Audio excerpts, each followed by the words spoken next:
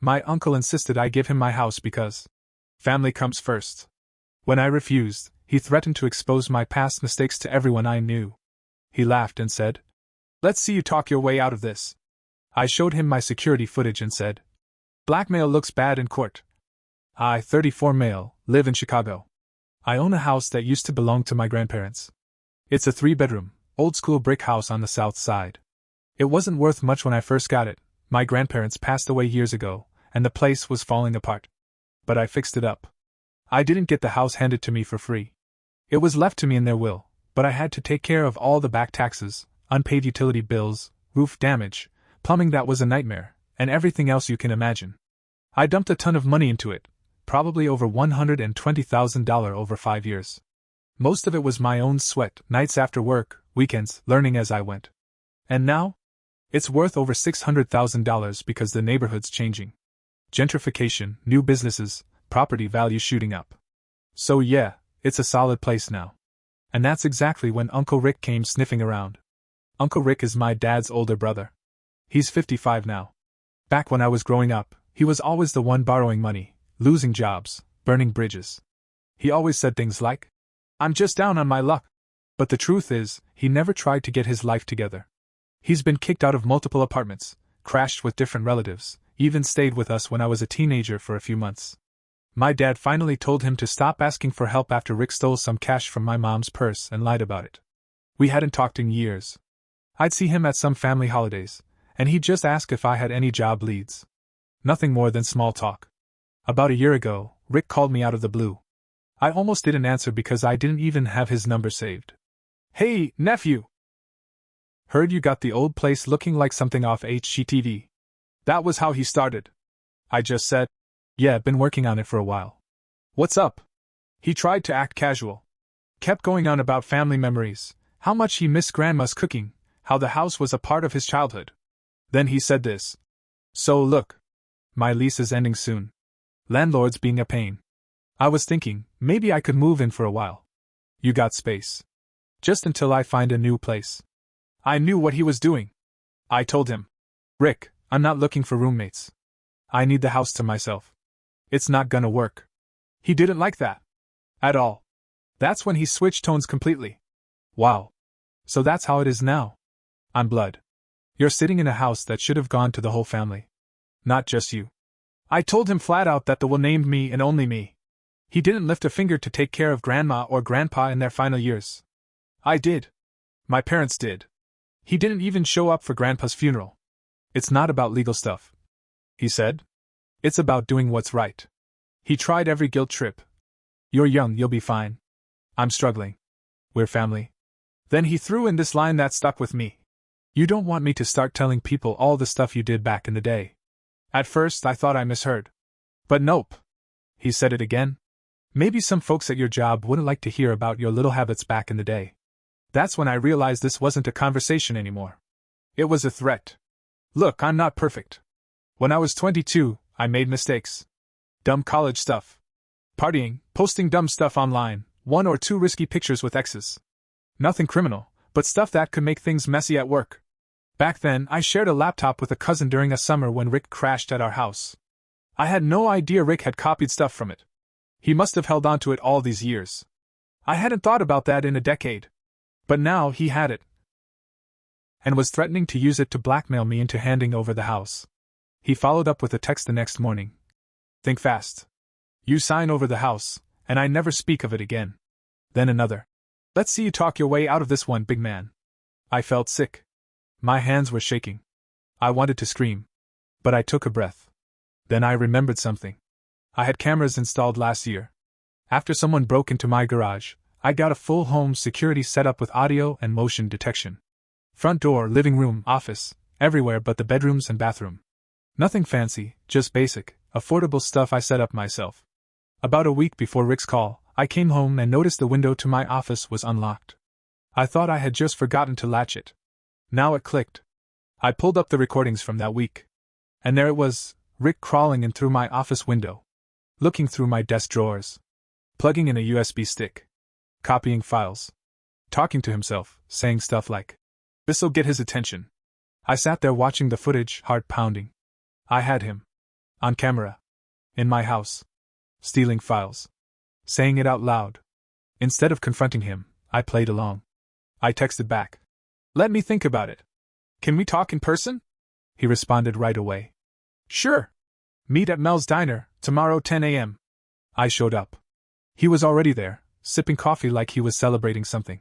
He smiled and said, Smart man. You're doing the right thing. I just nodded and said, Still thinking. He chuckled. Well, don't take too long. You don't want that folder to end up in your HR's inbox. I left without saying much. But I had everything I needed. After that meeting at Mel's Diner, I didn't hear from Rick for 3 days. He probably thought I was scared. That I was sitting in my house panicking, weighing whether to just give in and hand over the property to save my job and reputation. What I was really doing?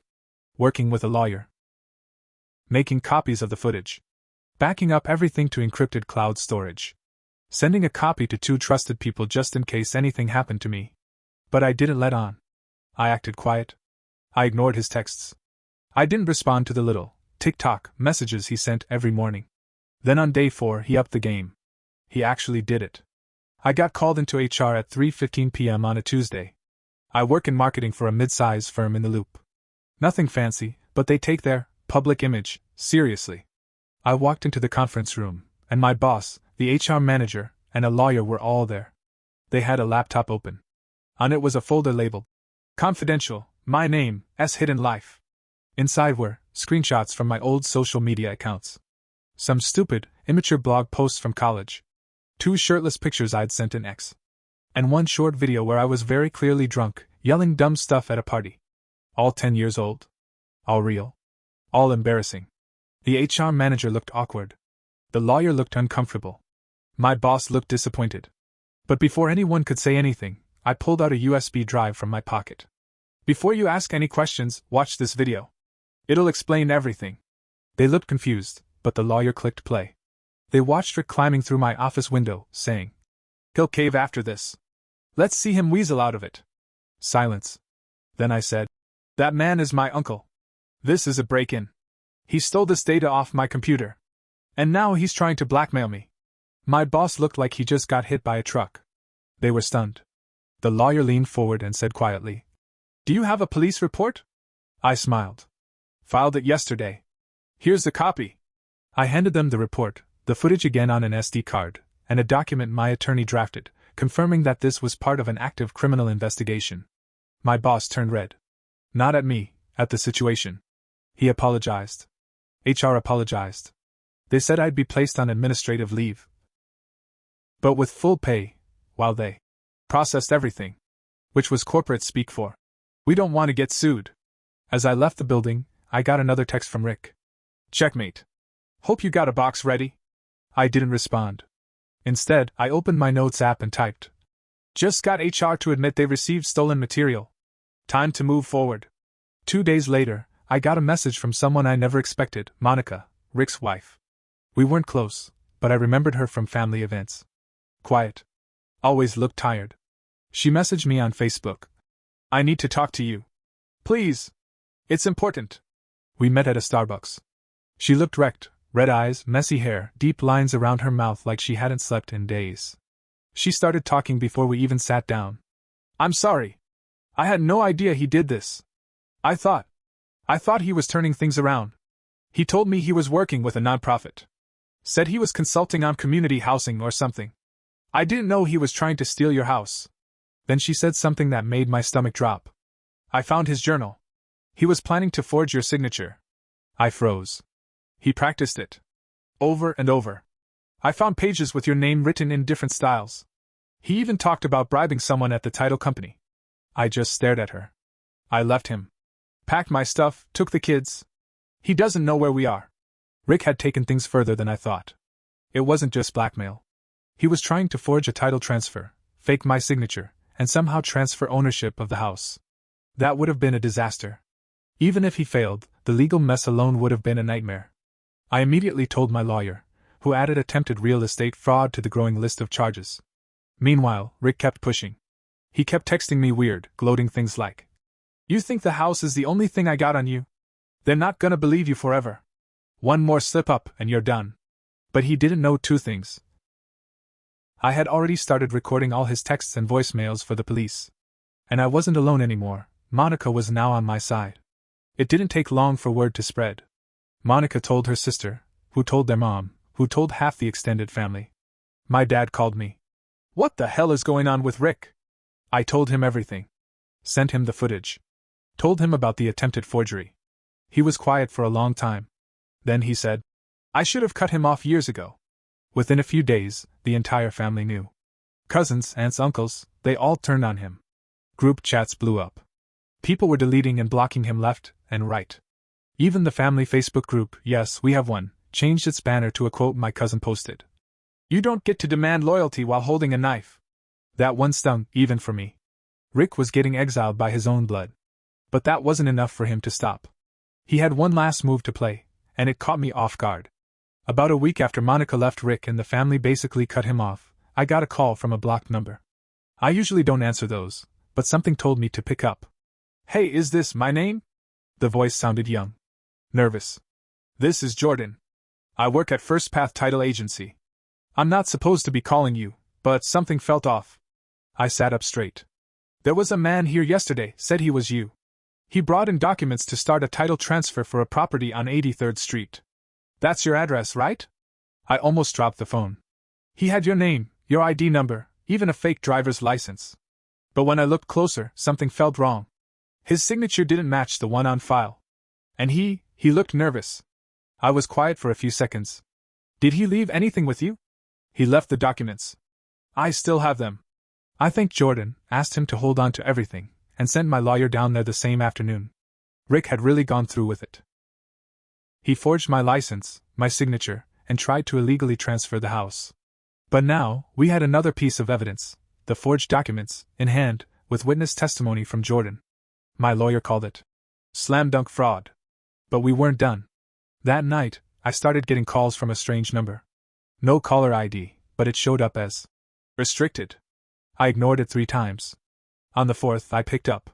A deep voice said, "You should stop digging." I waited. "This doesn't have to get uglier. Stay quiet. Drop the charges. Or else." The line went dead. At first, I thought it was Rick. But the voice was different, lower, slower. Almost like someone was disguising it. I brought it up with Monica. She said, "That's not Rick. That sounds like Terry." I blinked. "Terry?" "Rick's friend from prison. They did time together for check fraud back in the day. Terry's been couchsurfing with Rick lately." Now it was making sense. Rick had help. I started digging. Terry wasn't just some old friend, he had a record that included identity theft, wire fraud, a charge for impersonating a notary. It hit me like a truck. Rick didn't forge those documents alone. He had Terry help him. Terry likely provided the fake license, maybe even tried to pose as me himself. That call? It was a scare tactic. Meant to make me back down. But it did the opposite. Now I wanted everything. I wanted Rick behind bars. And if Terry had to go with him, so be it. I turned over the phone call recording to the cops. They traced the burner. Terry's name came up fast. They started putting together a wider investigation. 1 week later, I got a knock on the door. It was raining. Wind howling through the alley behind my house. When I opened the door, Terry was standing on my porch. Soaked. Hoodie up. Face pale. "Look, man," he said. "I didn't know you were gonna go this far." He looked jittery, like he hadn't slept in days. "Rick told me you screwed him over. Said you were trying to steal from him." "I didn't know you were his nephew." "I didn't say a word." He looked around nervously. "Look, I'll tell you everything. I'll testify. Just, don't get me locked up again, man." I didn't even want to do it. I stood there, stunned. "You're gonna tell the cops anyway," I said. "Might as well do it with a lawyer present." Terry made a deal. Testified against Rick in exchange for a lighter sentence. Told the full story. Rick had promised him a cut of the house sale if he helped with the forged ID. Terry was the one who scanned my info off an old insurance card Rick had stolen years ago. Rick wanted to flip the house fast, take the money, and vanish to Vegas. Yes, Vegas. Terry handed over text messages from Rick, voice memos, scans of the fake IDs, everything. We had enough to bury Rick.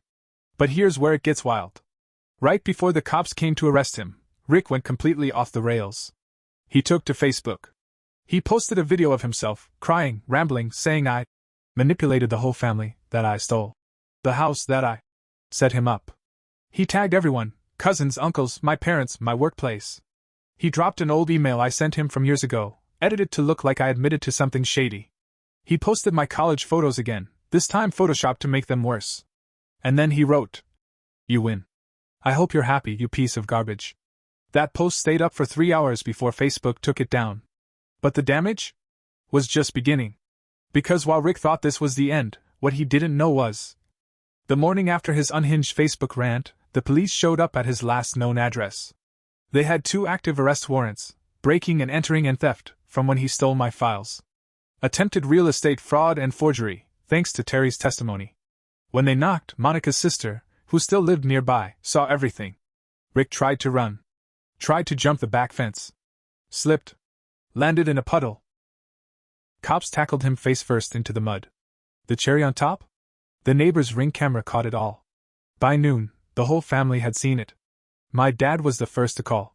His voice was tired. They got him. Cuffed and all. "You good?" I told him yeah. I was good. My mom texted. "Guess family first didn't apply to him, huh?" The family group chat? Exploding. Aunt Gloria. "He forged what?" Cousin Denise. "This man really thought he could steal a whole house LMAO. Uncle Ray. Should have cut him off years ago." No sympathy. Not a single message defending him. And the final knife? His own kids blocked him. Monica messaged me, too. He called me from county jail. I didn't pick up. Neither did the kids. Guess he finally got what he wanted. He's alone. Rick sat in court 3 weeks later, shackled at the wrists. He looked wrecked, hair wild, face hollow. He had aged 10 years in a month. I sat in the back, watching as his lawyer tried to negotiate a plea deal. When he saw me, he smirked. But his eyes? Pure panic. He thought I'd drop the charges. He thought I'd feel guilty. I didn't. The judge asked me directly, "Would you like to make a statement?" I stood. My heart pounded, but my voice was steady. "Rick, you've spent your whole life taking from people who loved you. I gave you chances. This family gave you chances. And every time you burned us. You don't get to cry family after trying to destroy mine. I hope you rot in here thinking about that." Rick actually lunged forward before the bailiff restrained him. "You think you're better than me?" he screamed. Judge wasn't having it. Increased his bail. He wasn't walking out anytime soon. 3 months later, Rick got his sentence. 18 months for the break-in and theft. Another 2 years for attempted fraud. Parole for 5 years after release. Terry, his accomplice? Only 6 months because of his testimony. Rick? Absolutely fuming. Tried to glare at me during sentencing. I just smiled. Rick is still in prison. No visitors. No letters. Family forgot he exists. Monica moved on. She's dating someone new, raising the kids in peace. His kids refuse to acknowledge him. Last I heard, his daughter legally changed her last name to remove his connection. The family has never been closer. Holidays are drama-free now. It's peaceful. And me? I still live in my house. My house. No one is coming for it again. Rick always preached about family first. But what he really meant was, family should serve me. He thought he could take, and people would always forgive. But he learned the hard way, you can only burn bridges so many times before there's no way back. And some of us? We don't forget.